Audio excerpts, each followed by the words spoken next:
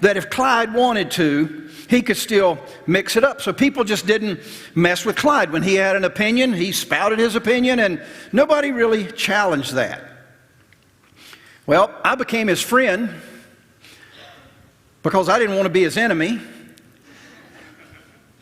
So we started hanging out together. And I got so close to Clyde that I asked him about that. I said, Clyde, you know, you have a reputation. And he kind of liked it. He said, yeah, I know. I said, what is it about you and toughness? I said, how can you stand your ground against bigger people and bigger circumstances? And he said, it happened when I was a kid. He said, when I was a kid, I had to fight because I was little. And people would pick on me. Now, this was back before the day where, you know, if you squared off and you had to have some business with another kid, you know, there weren't anybody pulling out guns and killing each other, you know, ludicrous stuff like that. It was just two guys, they mixed it up. One comes out the winner, they shake hands, they go off, and they're probably buddies. That's the world that Clyde grew up in.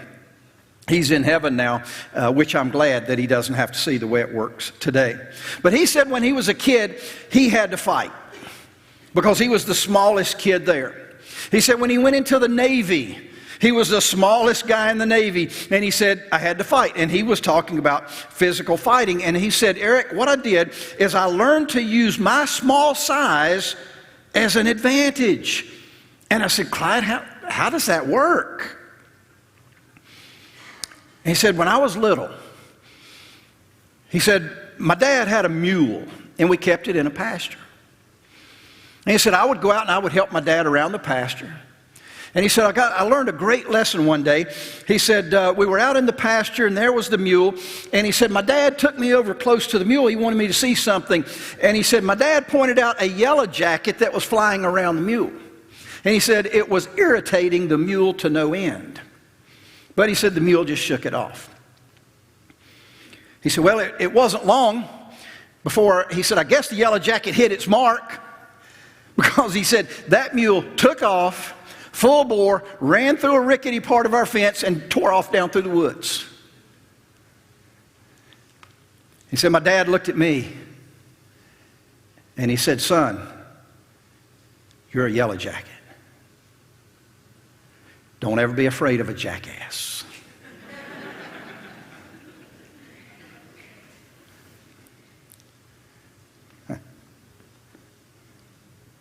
You might feel small, even though maybe you're kind of big in stature. You might feel small. You might feel unimportant, but with God, you are packed with power. With God, you don't have to be afraid.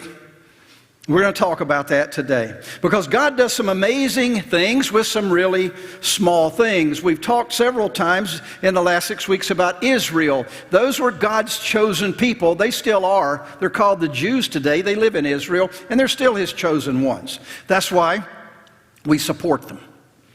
But in Israel back in the day, in Exodus, as you remember the story, or even if you don't, they had been slaves to the Egyptians for 430 years. And why they were slaves, they had to actually build the cities of Egypt. The Egyptians didn't have to do much work because they had millions of Israelites doing the work for them. For some reason, God, after 430 years of slavery, I don't know why, the Bible doesn't say, above my pay grade, don't know why God does it the way He does it.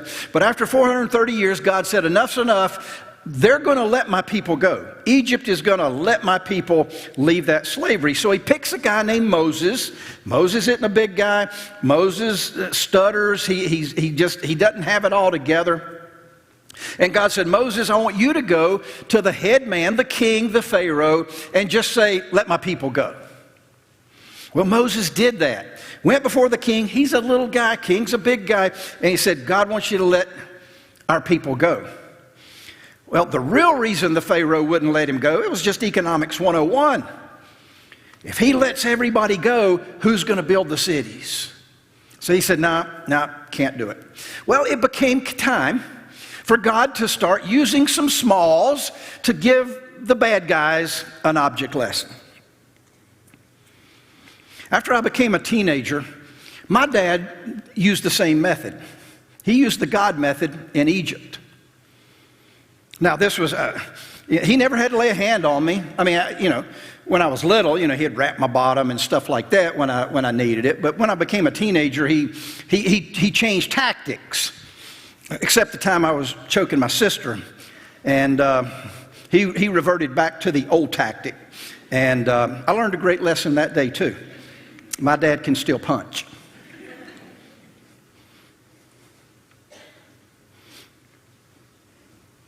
I didn't have a car, didn't need a car, because my dad and my mom had a car. So when I needed a car, I just used theirs. It was free. So I remember one night, had a date, Friday night. Said, Dad, can I borrow the car? Sure. Go out to the car, no gas. Cannot believe my dad would leave an empty tank for his son. What kind of father is that? So I go back in the house. Said, Dad, car's out of gas. He said, yep, sure is. I said, Dad, I got a date. He said, guess you're going to miss it. That's all he said. Just a few small words. Taught me a great lesson. At our house, now, this is back before everybody had cell phones, and you had a landline telephone, but then there were extensions in other rooms. And Mom and Dad had put an extension telephone in my room. So I could make calls just lying on the bed. One night I'm making a call, and I hear somebody pick up an extension. And nobody said anything, but I could recognize my dad's breathing anywhere. And I'm on the phone, it's my girlfriend. Dad, come on, man. You're crimping my style. So he's just on there breathing. So, as smart as I am, I thought maybe he didn't know. So I said, Dad, I'm on the phone. He said, so am I. I said, Dad, would you please hang up? He said, nope. Party's over.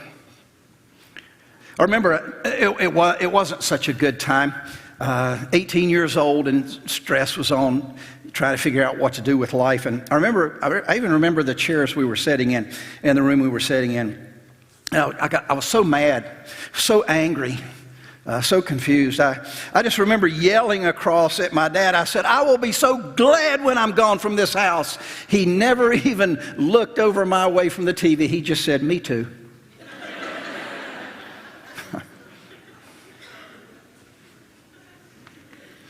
Now, I found out later he didn't want me gone any more than I wanted to be gone, but my dad was not going to live with my attitude.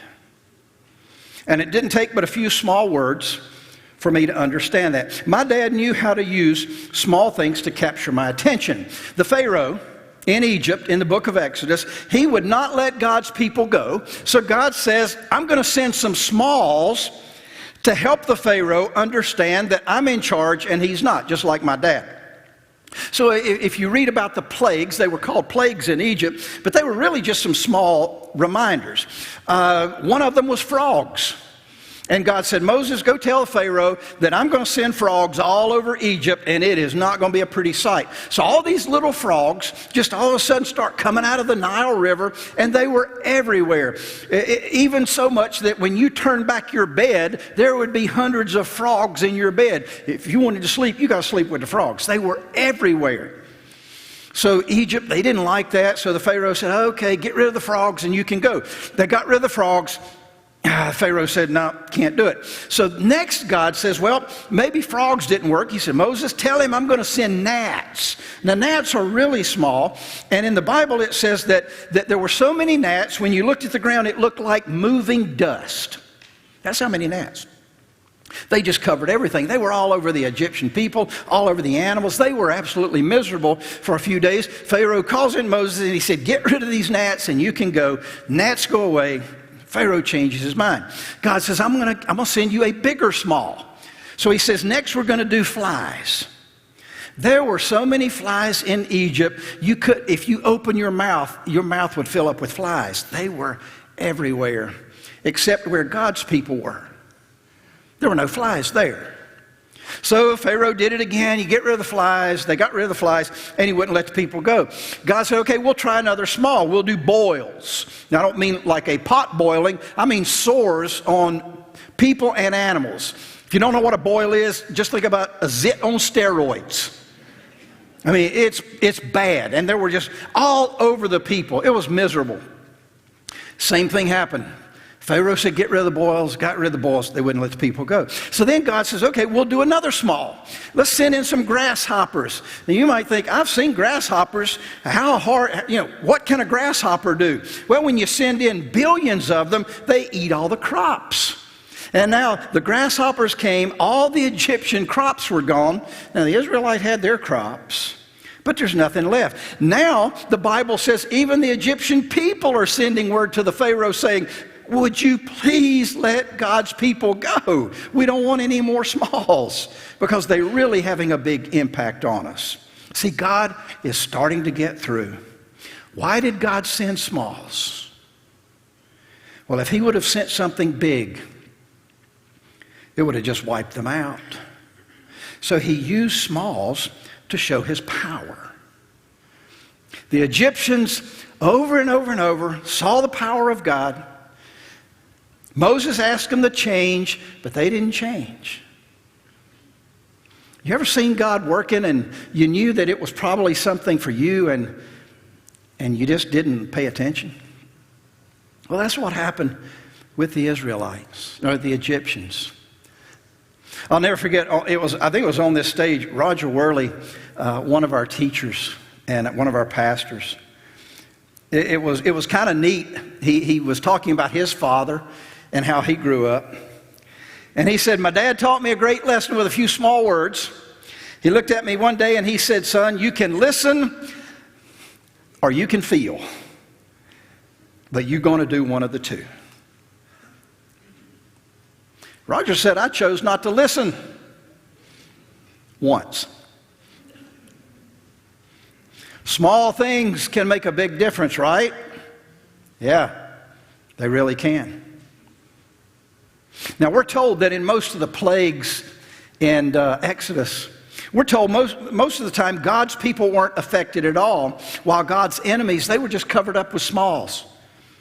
Powerful, painful, small lessons that were hopefully getting people to change. And that leads me to a small event in Exodus chapter 7. I think it'll be on the screen, but if you have a device or you have your Bible with you, this one is worth underlining. I love Exodus 7:1. It's one of my favorite verses in all the Bible, because it shows us the great power of God in a very small way. Exodus 7:1, I'm reading from the New Living Translation. It says, then the Lord said to Moses, pay close attention to this. I will make you seem like God to Pharaoh. I love that. I will make you seem like God to Pharaoh. What does that mean? It means because Moses was following God, Moses looked bigger and more powerful than he really was.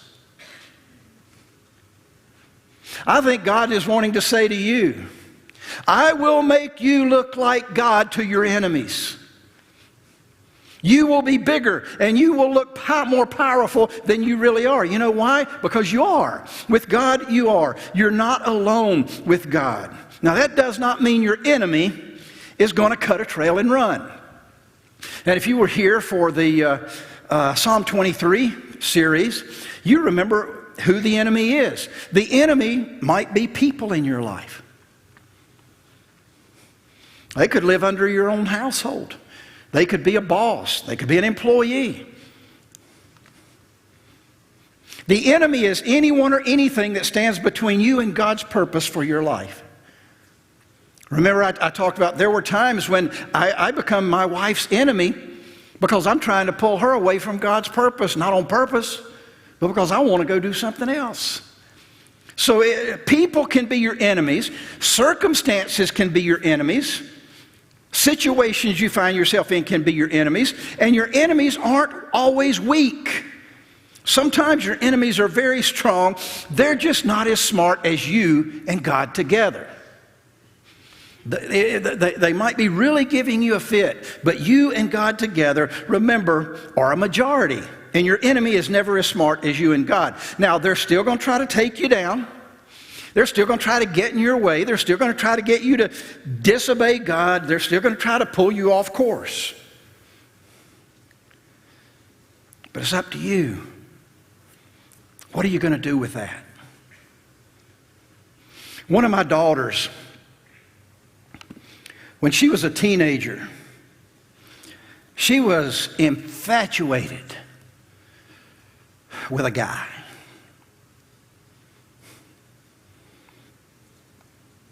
And we were nice to him.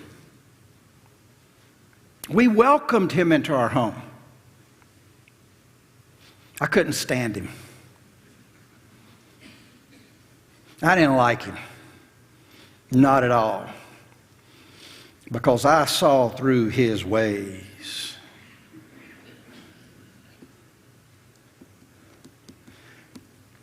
I didn't think he was right for her, but we were willing to watch.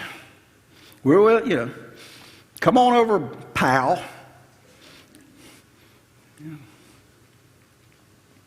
And he did. I always knew when he was there. He never bothered knocking. I'd be sitting in the easy chair and I'd hear the refrigerator door open and push. Well, there went my Diet Coke. Never even a thank you. We didn't think he was right for her. And we didn't know it. We didn't know this until later. But in time, what we found out later from her, he started trying to get her to disobey her mother and her father. I knew that's the kind of guy he was. He would say to her, well, tell your mom and dad you're going out with your friends and then let them drop you off at my apartment. Or if you'll sneak out at night, just go down your driveway. I'll meet you at a certain time. They'll never know the difference. They're old. They're old. I could have beat that guy senseless. I wasn't that old then. He would say, just tell them a little lie here and there. It'll be okay. Now listen, here's the absolute truth, and this is the good part. Her infatuation for that guy was incredibly strong, but it was not as strong as the trust she had in her mama and her daddy. And here's what I want to tell you. Building that trust between parent and child did not start the day she started dating him. It started the day she was born. We didn't get everything right, by a long shot. But she always knew, as she knows today, she could trust us because we took small, daily trust steps, and she was able to see it. Now, she had to take the same kind of steps. We didn't always trust her. She couldn't always trust us because, on both sides we messed up. But she had this really good trust account built up in the Disher Bank and Trust. And so did we. And that's what pulled us through. Listen, your enemies, they might be people. They might be circumstances. Anything that's trying to get you to disobey God. Anything that's trying to get you to disobey authority. And they will not be able to pull it off now listen, they won't be able to pull it off if you keep taking your daily steps with God that we've been talking about for the last 6 weeks. Now, Exodus 7:1 is wonderful. God says, Moses, I'm going to make you look like God to the Pharaoh, to your enemy. But that's not the end of the story. Look at Exodus chapter 7, verses 4 and 5. God said, but Moses, even then, Pharaoh will refuse to listen to you. I like this part. So I will bring down my fist on Egypt. I will rescue my forces, my people, the Israelites, from the land of Egypt with great acts of judgment. When I raise my powerful hand and bring out the Israelites, the Egyptians will know that I am the Lord. I will bring down my fist on your enemies. When my daughter dumped that guy, I'm telling you, it was one of the best days of my life.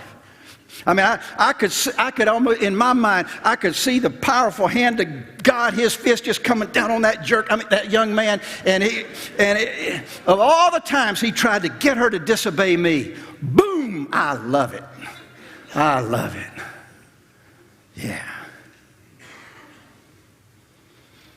Now, pal, if you're here today, I'm a lot older than I was then, so don't we're good. 20 years ago, your church, Remade Church, we were meeting in another place. We had a rebellion. Probably a few of you were here. But we had an absolute rebellion. It was weird. I mean, we weren't nearly as big as we are now, and about 40 people. Before we get started, they march out of the church in unison, and they go out in the parking lot, and they started handing out these papers, and the papers were all about the senior leader of Remade Church. We were called Community back then. It was about me. You know, I was kind of laughing at it until somebody said, "Here, it's all about you." Wait a minute, now I'm not happy anymore. I wasn't, they just all kind of stuff. And it's really because they didn't get their way on a few things, and I had to stand my ground. But they just walk out and doing all kind of crazy things. And that morning, right before the service, God gave me such a small thing, but it was the only thing I had. And I was able to take it into the pulpit with me and share it with the church. I didn't know what to do. I mean, I couldn't fight all 40. We weren't going to call the cops or anything. We didn't know what to do. But all I could hear in my spirit were 4 words. And if you remember a message about 3 weeks ago, I talked about the power of 4 words. So I walk up onto the stage, and before I preached the sermon, there was confusion going on. People were kind of afraid of what's next. So I gave 4 words. I said, "Do not be afraid." I said, that's what I think God wants me to tell you today. Do not be afraid. Then I went on with my message. It was hard not to be afraid because that was a chaotic day. And when you're a young church like we were and not all that large, 40 people make a pretty big difference, and you're thinking, is it over? What a silly thought. But some of us were still afraid because of all the chaos. But over the next few days and weeks, I was absolutely convinced, because of what I read in the scriptures, that what God had started in us, He was going to carry to completion until Jesus Christ comes back. So I knew at that point, church is going to be fine. I mean, my words and my actions, they were going to be fine. The church was going to work out okay. I was not afraid of those people anymore. I just wasn't. Now, here's something else I discovered in that time. 4 words is not enough. It's not a one-time shot not to be afraid. I can tell you today, if you have somebody against you, if you have a circumstance against you, do not be afraid. You think, that's good, do not be afraid. You walk out, and then bad stuff starts to happen. It's hard to go through. It takes more than a one-time, don't be afraid message. Trusting God. Trusting His Word is not a one-time shot. You stick with it. No matter what, you stand strong, you stick with it. And here's what's going to happen every now and then. Every now and then, you're going to get afraid. And you're going to fall a little bit. You're going to fail. Get back up. Get back up. If the enemy's trying to tear your house apart, just say, no, I'm not going to be afraid. Get back up. If the enemy's trying to rip your bank account apart, if the enemy's trying to rip your health apart, get back up. And just remember the last thing God told you to do and keep doing that. And understand that in our humanity, Israel, they would obey God for a while, good things would happen, then they'd disobey Him, they'd forget, and they kind of went back and forth. God knows that about us. He made us.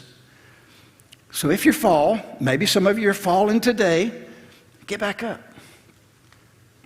That's just 3 words, get back up. So through these small plagues, Israel got free. Their enemies finally saw the power of God in the smalls, and they let them go. So now they're out of bondage. They're trying to get to the land God had promised them. They're out of Egypt. But the enemy, I told you the enemy wouldn't go easily. Well, now they've got some circumstances in front of them and some people behind them, and it's all trying to keep them from God. The circumstances are God's people got to the Red Sea, which is like an ocean. So the ocean was in front of them. They turned around. The Egyptians, they've changed their mind. They're coming against them. They're in trouble. And they don't know what to do. So they do what humans do. They start to panic again. And God said, I'm going to do a new thing. I'm going to do a thing that's never been done before. So he opened the Red Sea, pushed the waters back. All of the Jews went through on dry land. And when the Egyptians, their enemies, got in the middle of that dry land, God pushed the waters back, drowned the enemy. They never saw it again. God did a new thing. And I believe this, if you'll start trusting God, even when what's in front of you doesn't make sense, even when what's behind you doesn't make sense, I believe he wants to do a new thing for you. Why don't you give him a chance?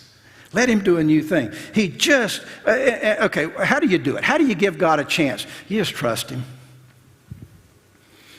Well, God, you see what's out in front of me? It's a problem. Tomorrow's going to be a problem. God says, trust me. But God, my past, have you seen it? God says, just trust me. That's all he wants us to do. In Daniel chapter 3, you ought to read it. It's such a great story.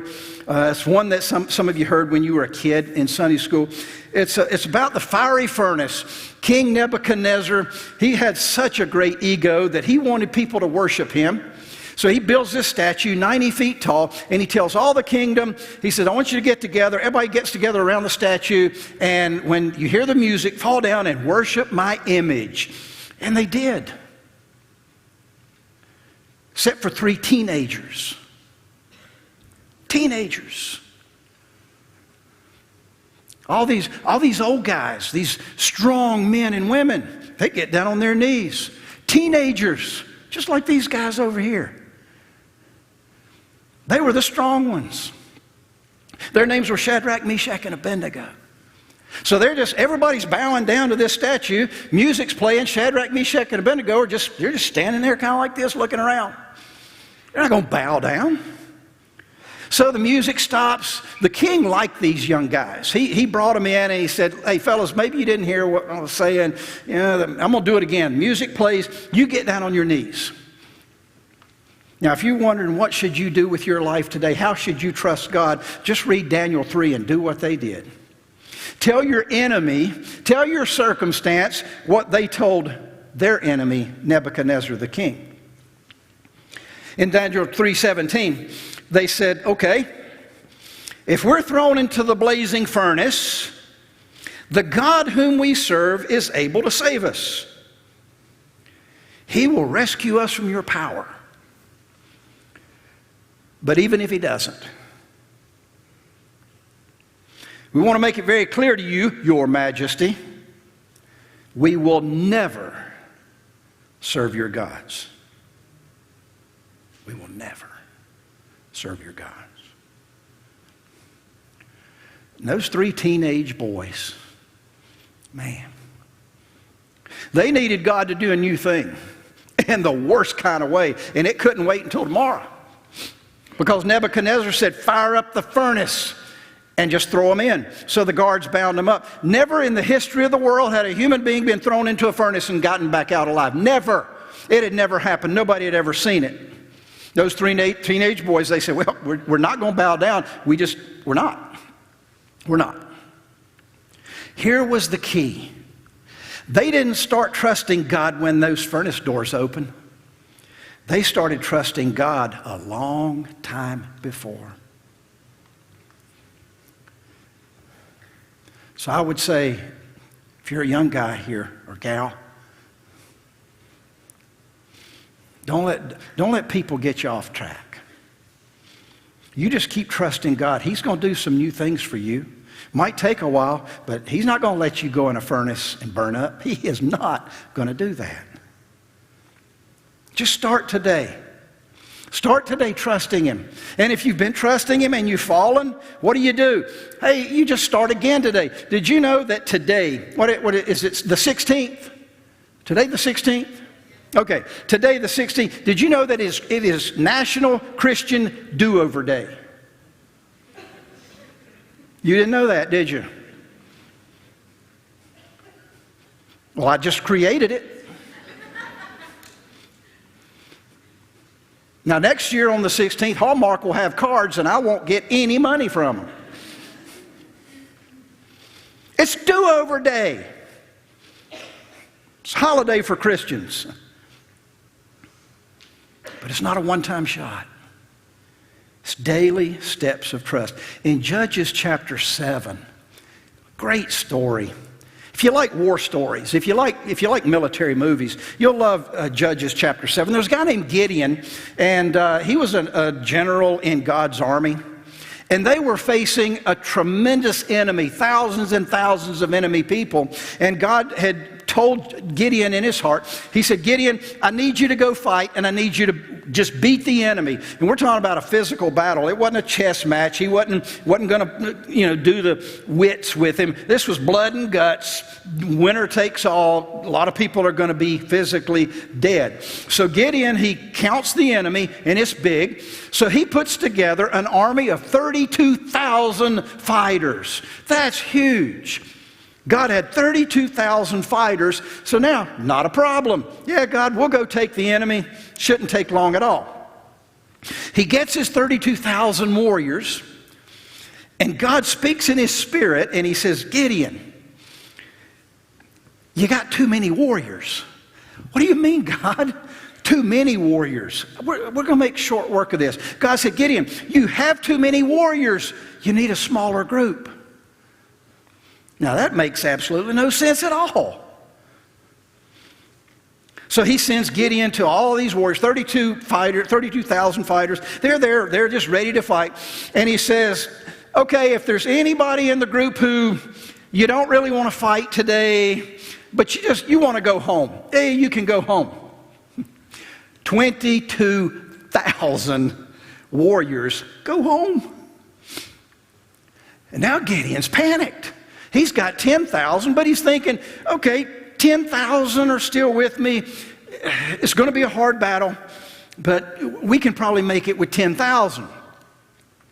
God comes back to him in his spirit, and he said, Gideon, you got too many. You need to pare it down.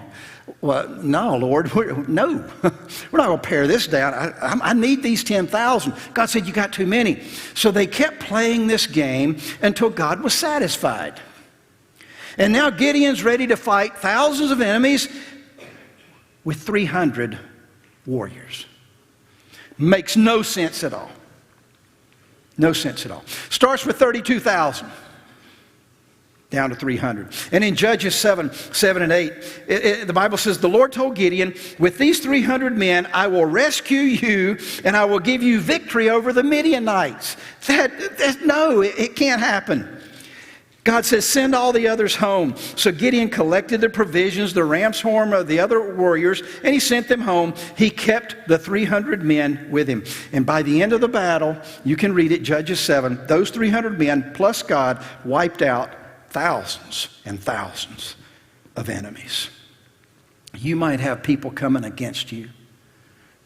You might have circumstances coming against you. They might be weighing you down and you don't know what to do.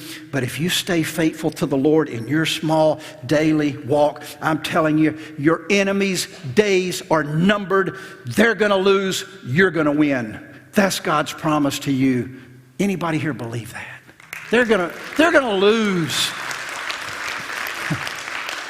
God's not going to let your enemy win. He's not going to be embarrassed. You just keep taking those small daily steps with the Lord. Okay. We've talked about smalls for long enough. Question is, what are you going to do? Remember the first week we talked about a Hail Mary pass? You know, sometimes you get your back up against the wall and you just throw the ball in the end zone, hope your team catches it. Don't depend on that. Don't depend on that. Get out from under the pressure of hoping you're going to make the big play. Just start doing the smalls. That will give big results. A few of you in the room probably remember the name Lee Trevino. A lot of you don't. That's okay. Lee Trevino was a great golfer. He was a world-class golfer, one of the best in the world, won a lot of money. He had just played a tournament, had to make a 3-foot putt for several $100,000. 3-foot putt, not a big deal. He made it. won the tournament, had the big check. And afterwards, I'll never forget this, I was watching after the tournament, and somebody as a commentator, they said, Lee, how in the world do you handle that kind of pressure? And he said, what kind of pressure? And they said, a 3-foot putt for hundreds of thousands of dollars. He said, that's no pressure at all. He said, let me tell you about pressure. He said, pressure is when you have to make that 3-foot putt for $100 and you ain't got but $2 in your pocket. That's pressure. Don't keep living under that kind of pressure. Don't keep having to make the big putt. Don't keep having to make the big score. How do you do it? By the rest of the day and tomorrow morning and the Tuesday morning and the next day after that, just do it. Just do small daily steps of obedience. Just stay with the Lord. Stay with His Word. He will not steer you wrong. And here's the answer to the question that some of you have asked me. What if I really commit my life to doing the small things daily? What'll happen? Well, let me show you. Matthew 25:23. There was a man who was asked by his master to do some small things. And he did them. And the master said, well done, my good and faithful servant. You have been faithful in handling the smalls. Now I give you much more. Let's celebrate together. Small things make a big difference. Just keep doing them. Let's pray.